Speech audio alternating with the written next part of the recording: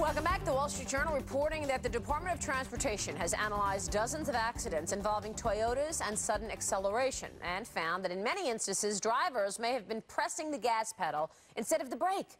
Though the report does not clear Toyota from the sticky pedals and floor mats that may have led to some cases of sudden acceleration, it does raise the question of driver error and the role it played in the rash of crashes that led to the Toyota massive recall and the ensuing congressional hearings. This story certainly continues to develop. Let's get to the stock brawl. Today, it's all about Ford Motor. The stock has been hot, really hot. Take a look at this chart. More than doubling in the last year. How'd you like that return? The company has been profitable as well, delivering 4 consecutive quarters of income growth, the longest streak since 2005. Alan Mulally doing a hell of a job there, but not everybody's buying the news. Last month, for example, notable short seller Jim Chanos increased his short position on the stock, raising questions on how investors should position themselves on Ford. Let's bring in the bull and the bear argument. Our bull today, George Magliano, Director of Automotive Industry Research at IHS Automotive, and our bear today, Harry Rady, CEO of Rady Asset Management. Gentlemen, it is good to see you. Let's get this going here. George, you're bullish on Ford,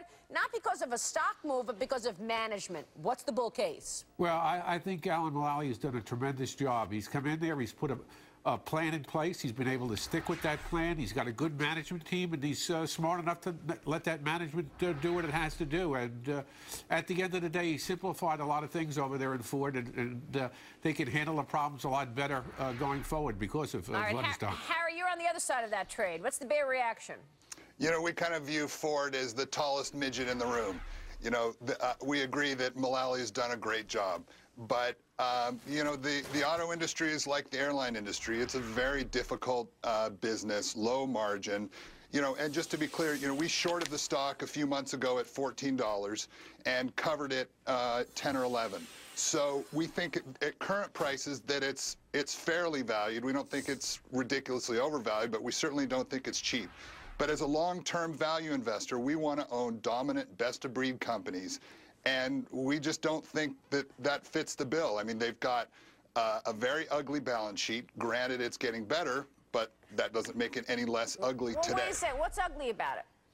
I'm sorry? What's ugly about it? What is bothering you on the balance sheet?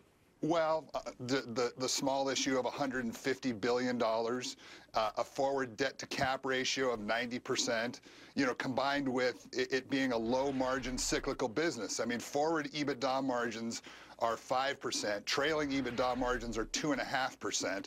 It's a very difficult business. In addition, they face enormous risks, which we don't think are discounted in the price of the stock. As we all know, unions and labor relations are extremely important. So that's a risk that we don't believe is adequately discounted. Well, that's a good point because, you know, George, how do you offset some of those things that Harry's talking about? Look, Jim Chanos is piling up the shorts here. He says his reason is exactly what Harry just talked about, upcoming labor contract negotiations with the UAW. Is the union challenge enough reason to short this stock at this point? What do you have to say? Well, there's two things I want to point out. Number one, he says they're the best-looking guy in the small room, but we're saying the room is going to get bigger. If they can make money at 11 million units, they're certainly going to do it at 13, 15, and 17, where we say the industry is going to go if we're right on our forecast. Secondly, they were one of the first to go out there and get their costs under control. They were the ones that went out and lined up their credit when the other manufacturers didn't. Everybody's going to have to wrestle with this new union management. Everybody's going to have to wrestle with the new militant position they're taking when the new contract comes up because they say they're making money. And so it's not something that's just going to be peculiar to Ford. It's something that everybody has to address. And at the end of the day, it's going to have to be decided equitably for the union and the management to keep the industry healthy. We don't think sales growth is a foregone conclusion. You know, if you look at Havers Analytics and the Conference Board survey, they show new car buying intentions are at historical lows. So, you know, I'm not so sure that sales are likely to increase. You know, we aren't totally bearish on the space. We just think there's a better way to play it.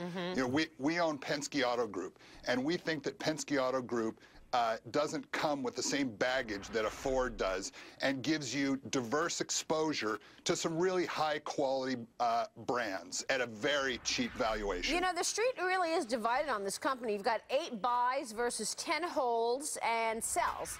8 buys versus 10 holds and sells. I know you don't issue ratings on these companies, but what about the GM factor? I mean, would either of you buy into the GM IPO?